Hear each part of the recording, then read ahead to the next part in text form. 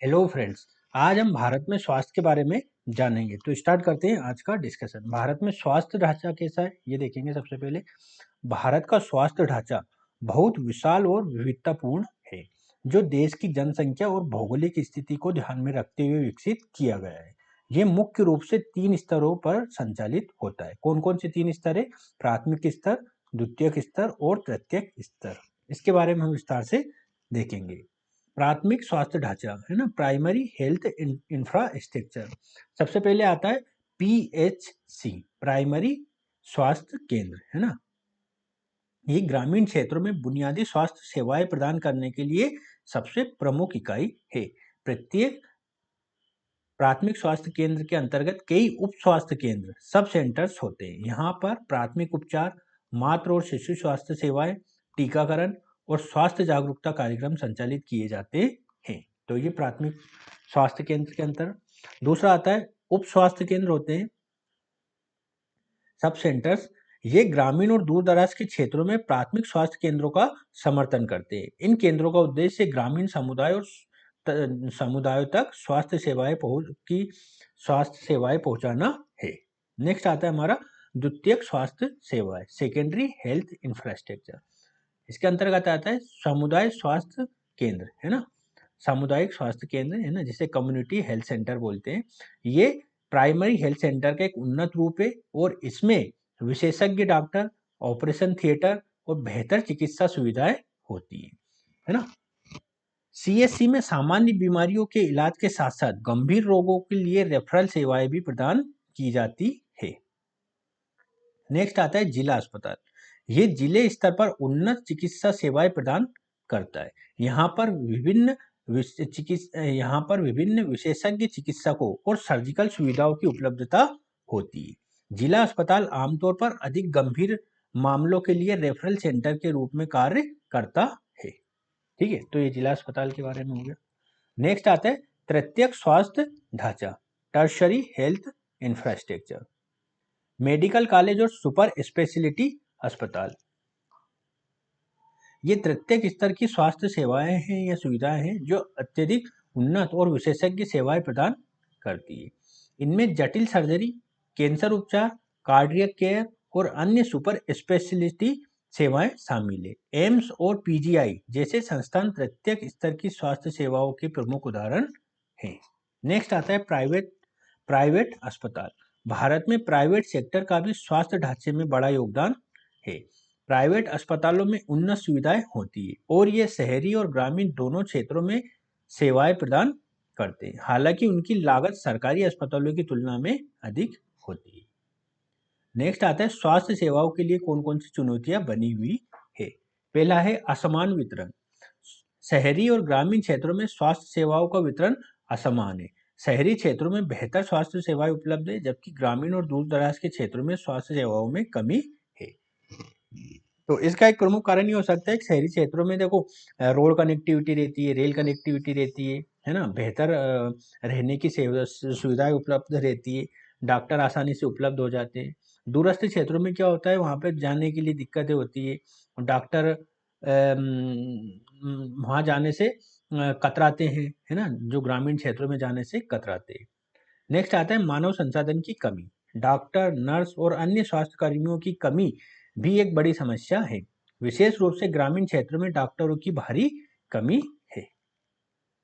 Next आता है स्वास्थ्य सेवाओं की चुनौतियां।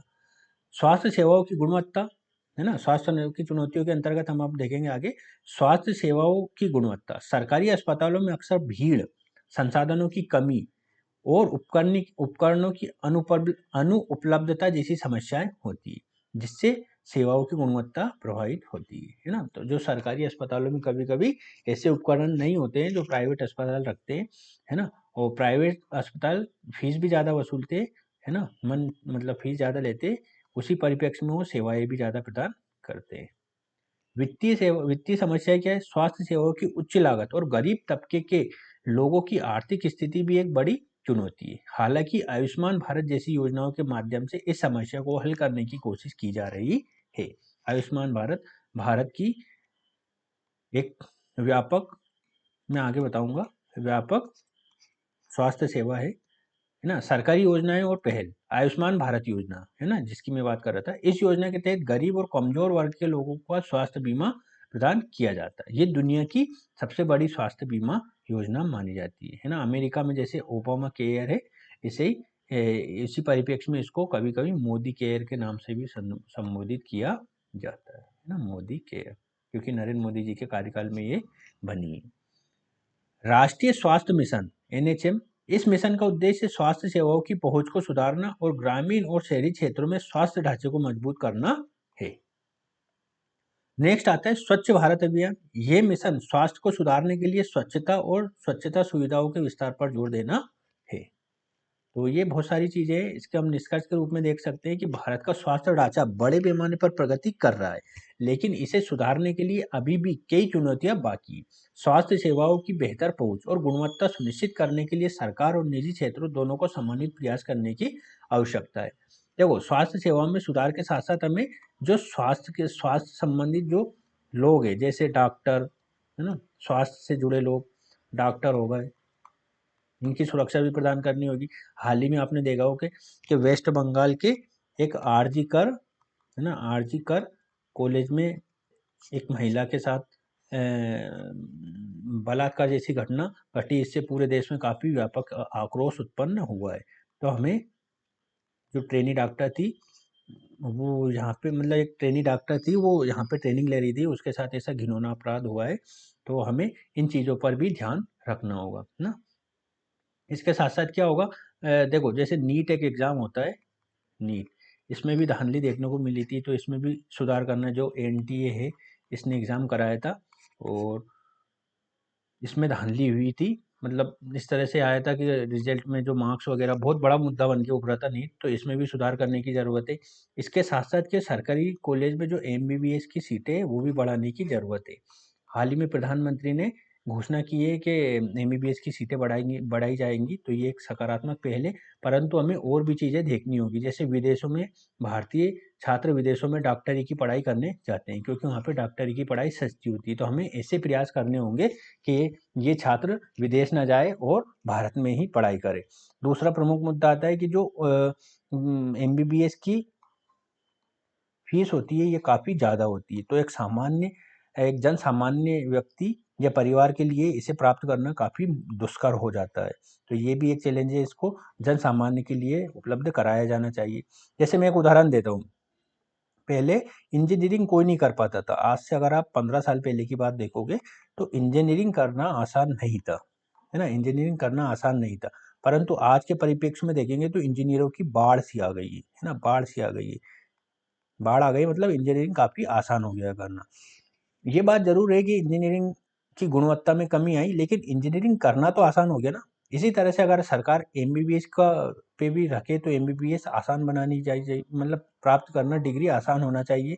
अब फिर आगे आपकी बात है कि आप अच्छे डॉक्टर बन पाते हैं या नहीं। जैसे इंजीनियरिंग में आप अच्छे इंजीनियर बन पाते हैं या नहीं बन पाते, ये आपके कौशल पर निर्भर करता है ना? ये आपके कौशल पर निर्भर करता है। बहुत सारे इंजीनियर ऐसे ही घूम रहे हैं, है ना? तो इसी परिप्रेक्ष्य में अगर एमबीबीएस की सीटें बढ़ाएंगे तो जो व्यक्ति छोटे तबके का है, अगर किसी के मन में इच्छा है कि मुझे एक अच्छा डॉक्टर बनना है, तो उसकी वो आशा पूरी हो जाएगी, है ना?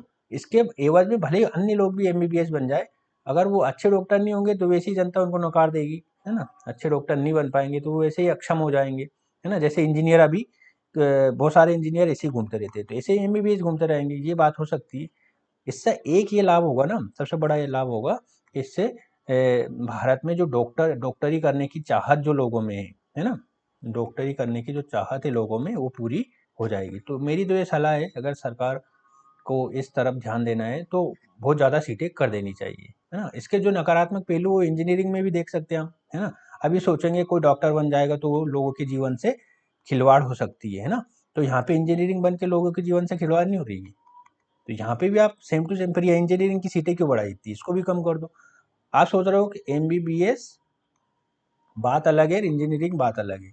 मेरा ऐसा मानना नहीं, क्योंकि इंजीनियर भी मानव संसाधन बनाता है और एमबीबीएस मानव संसाधन को बचाता है।